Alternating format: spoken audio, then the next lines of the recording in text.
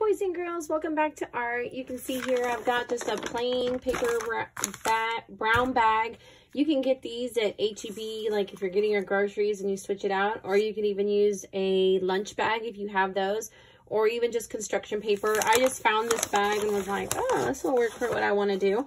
So I'm actually going to take the bag and I'm going to cut it, but you can also use just other materials. But you can see that right now I'm just cutting off a side of the bag, cutting on that seam right here. I'm just going to be using this paper. You can also find like brown packing, like wrapping paper. If you would wanted to actually go buy paper, you can. They sell it like at Home Depot or Lowe's. I saw in rolls.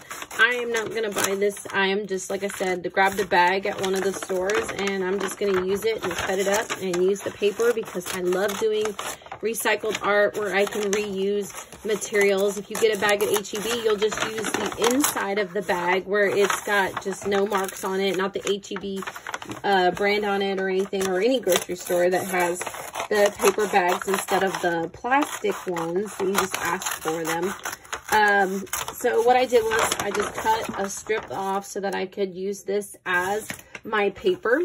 But what we're going to be using is a line of symmetry. And a line of symmetry is when you can take an object, fold it in half, and create two equal pieces. And so the way I'm going to do that is, if you notice, I'm taking it and I'm folding over my paper right now, hamburger style, so that it's nice and wide, not long and skinny. And I'm going to crease one side of it so that I've got, now, if I open it, this would be my line of symmetry because I'm creating two equal pieces.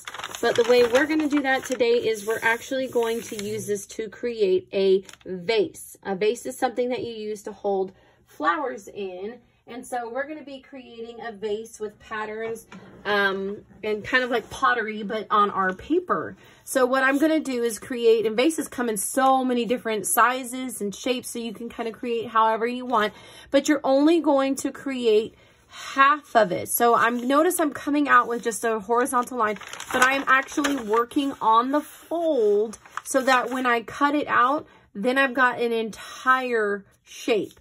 So what I'm going to do is I'm just going to create just kind of like a shape here. And then when I cut out, this is only half of the shape. So when I cut it out, boys and girls, I'm actually going to open it and it'll have two pieces for me. So, and if you want, you can also add a handle. You don't have to. But notice I'm just making some curved line here. And again, you can kind of create your own shape. So I'm going to go ahead and I'm going to cut that right now. And then I'm going to take my scissors and I'm going to leave the paper folded right now, boys and girls, but make sure you definitely work on that fold line.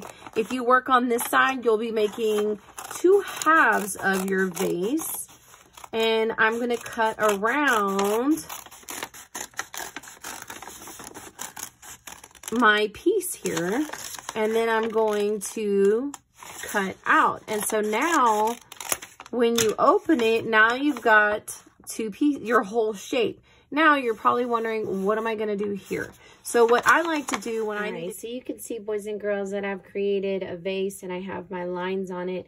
So after you get done creating those lines, we're going to take a break and we're going to come back to it next week. Because right now I really want you focusing on your line of symmetry, creating a nice pretty shape, nice and neat. Like I said, it does not have to be on this brown paper, but if you have a paper bag, use that. If you have construction paper, if you have a cereal box, you can create it out of any material that you have at home, white paper, anything. Go ahead and create some lines. If you want to go ahead and trace them with Sharpie, you can, but we are going to be coming back to that next week, boys and girls. Have a great week.